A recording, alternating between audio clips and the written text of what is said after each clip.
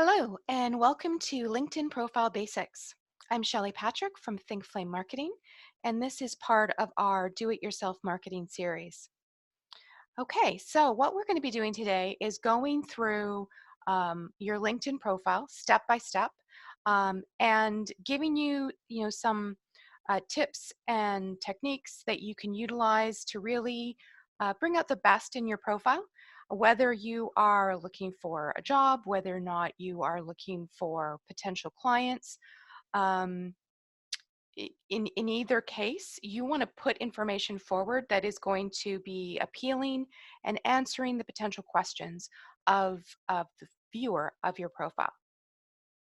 So we're going to start literally at the top of the profile and work our way down. And at the end, there'll be a place below if you have any questions. You can also email me at Shelley@thinkflame.com. That's Shelley at ThinkFlame.com. All right, so the first thing you see in the profile is, of course, your profile picture, the background, and your title. So in a lot of cases on LinkedIn, this is left blank. It has that blue sort of almost helix kind of design in it that is LinkedIn's default. And really, that is a unfortunate lost opportunity. That space is the first thing people see. And so it's your first chance to um, make some sort of impression.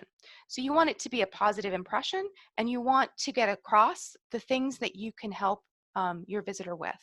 So in my case, it is a bit of an abstract view of the flames of our logo. And then it really cuts to the three basic things that we talk to, right? Helping people attract leads, getting them more customers, increasing their sales. That's what we do for people. And then, of course, there is your profile picture. Most people have a professional headshot or some sort of headshot in their profile. You've got a few people who do a full body shot. I wouldn't recommend that. Sort of mid-chest up is the most ideal. It's a very small picture, especially on mobile. And the idea behind LinkedIn is that you are a recognizable face. So, if you went to a networking event and were looking for me, that you would be able to identify me based on my picture.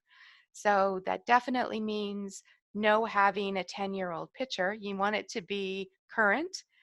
Again, you want it to be professional. In some people's cases, I saw one where it was a dog walker and he had a picture of a dog with him in the picture. And I know that seems appropriate because he is a dog walker, but it really isn't, right? The idea behind that profile picture is a professional picture of yourself. And so you want to make it a professional picture of yourself. As a dog walker walking into someone's house for an interview, you're not going to bring your dog, right? If you are a model, um, you're not going to walk in a bikini if you're a bathing suit model. That isn't appropriate. You're going to go to that interview dressed professionally and prepared to have a conversation about your experience, about what the job entails. And this is the same sort of scenario. So you really want to make sure you're putting your best foot forward. That doesn't mean you can't have some personality in the picture. As you can see, my picture was taken with a beautiful landscape behind me. I really enjoy that. It's part of who I am. And so that's expressed in that picture. The next item is your title.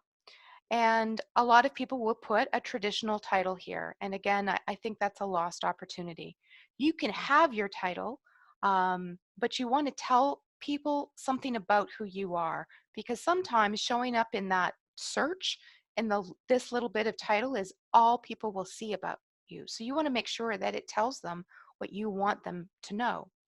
So in my case, if I just had my title, I'd be Shelley Patrick, Managing Partner, Think Flame Marketing. But in this case, I've put lead generation growth strategist because that's the key for us, for our clients, regardless whether it's a website whether or not it's a full automated email campaign, advertising. Our goal is to get leads for our clients. We help their future clients find them online, and so we say that right in that headline, and that's what I really consider that title to be, is a headline telling your visitor what you have to offer them. Then location, connections, contact information are all going to be buried in below. That's pretty standard information, so we're not going to dwell on that. Your current company and some of your education are going to show up at top, so you want to make sure that you fill that out, but we'll again address that as we go down. The next section used to be called summary and is now called about. And really, again, a lot of people use this to talk about their history, and I do not. I use this to talk about the pain points of my clients or of my potential customers, right? So I start with asking them a few questions, right? Are you looking to take your business to the next level? Have you been struggling? Are you looking to improve search engine rankings, right? These are questions that are, we have conversations with people all the time on these elements. And so I start with that. And then chances are, if one of those things resonate with people, they're going to keep reading. And then I go into a little bit more, right? What do I do for my clients? I help them this way. Um, you know, working with me and my team is going to give them a unique experience, and so I stress that. And you'll see it's broken down. There isn't a lot of formatting you can put in this section, unfortunately. So it's difficult to keep to utilize things in a way that are going to stand out. And so by using spaces, by using shorter sentences above, by separating things in this way, that allows you to draw people's eye down and to, again, bring their attention to what you want them to know. This is a really limited space. It's 2,000 characters. And you would think that that would be a lot, but if you go into like a Word document where you can count the characters and start writing, it doesn't take very much to fill that up. I believe, if I remember correctly, this is like 200 or 1,995 characters. There was just no way for me to get anything else in here that made sense. And so I utilized the space as much as I could in order to get the message across that I wanted to get across.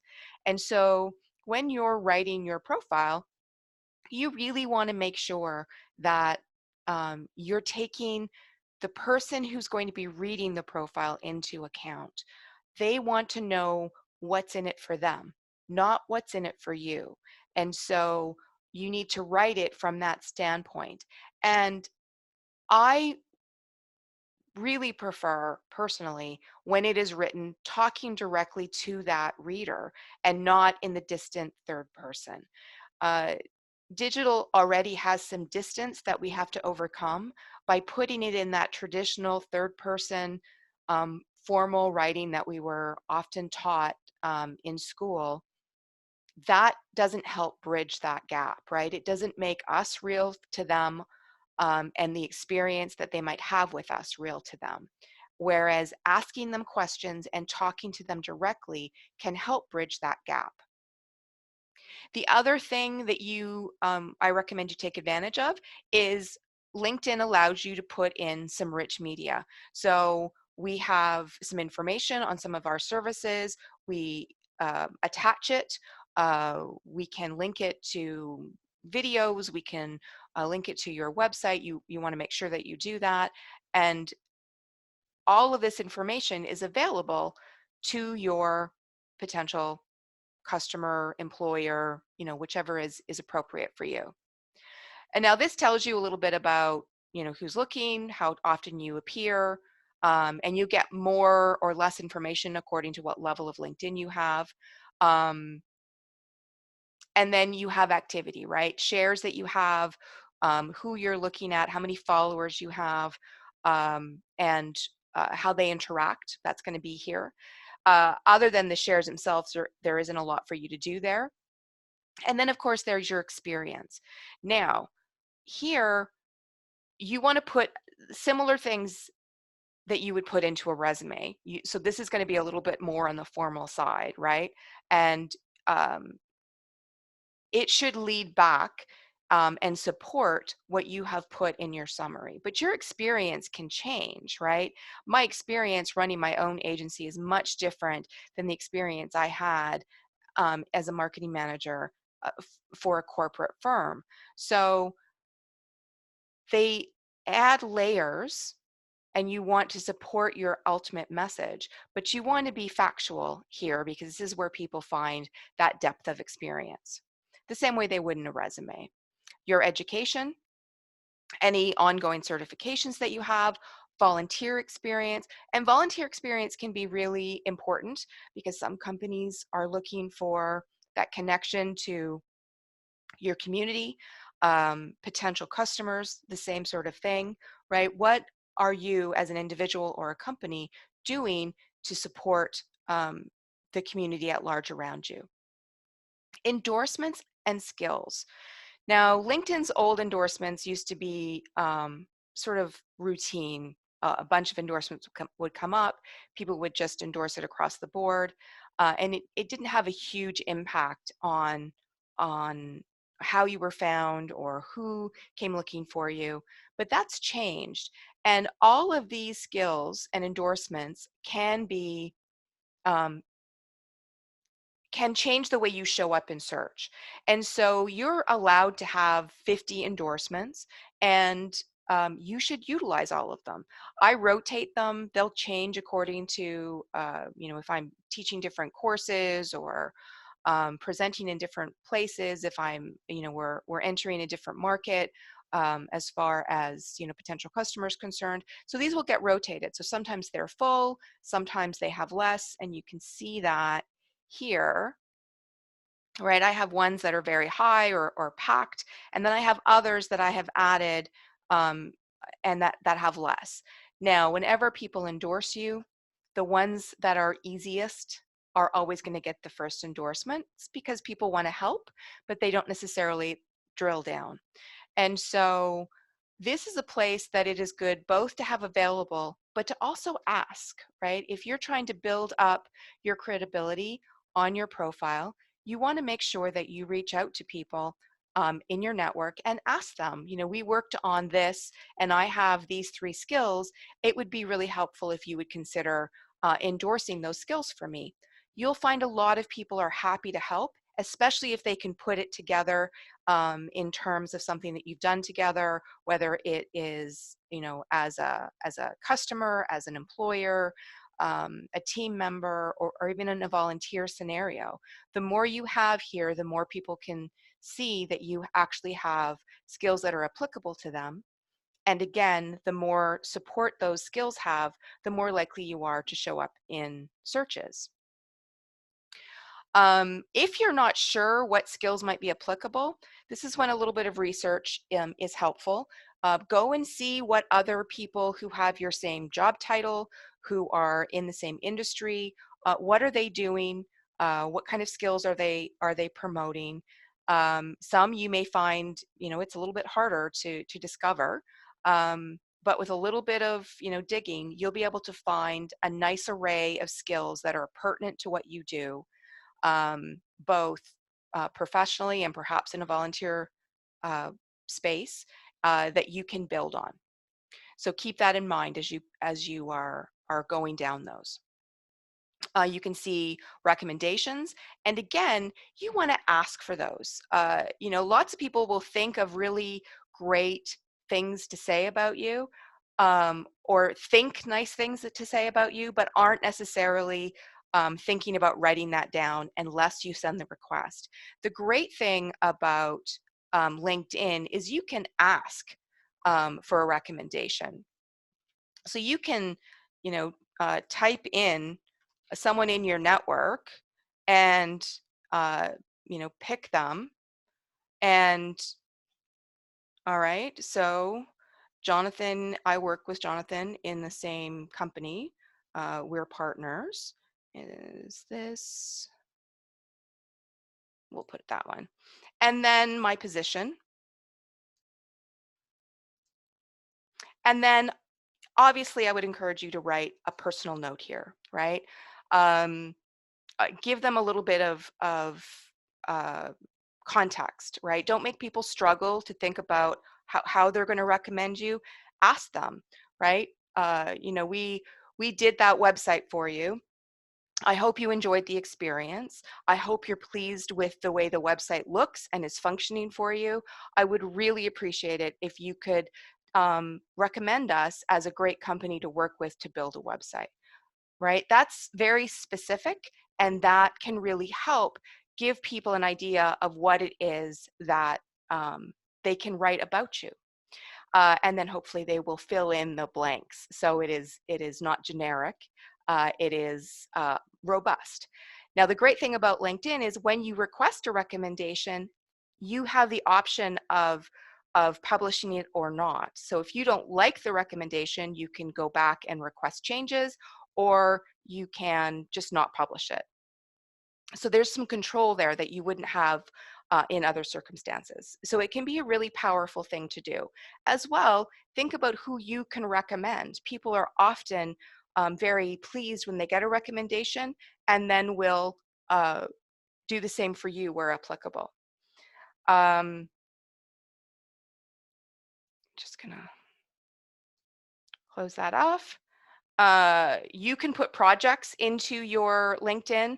As you can see, I have not filled this in quite as much as I should, but this is a great way to highlight things, especially if you're just starting out. If you have projects to highlight, you can utilize that. Interests are things that can be very mixed, and you can see what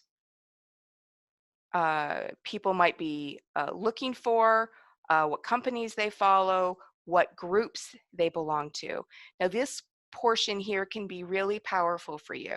So if you're looking for research, again, on those types of skills and endorsements that you might need, going into a group in your industry, in your target market, and then seeing what the people who belong to that are sharing as skills that they're asking to be endorsed, again, can really help you um, uh, narrow down the list, because you really do want to make sure that you have all 50 filled out.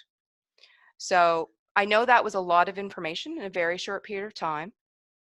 And in order to help you, especially with this about section, there is a little questionnaire that can help prompt you through it, that you'll find below the video for you to download.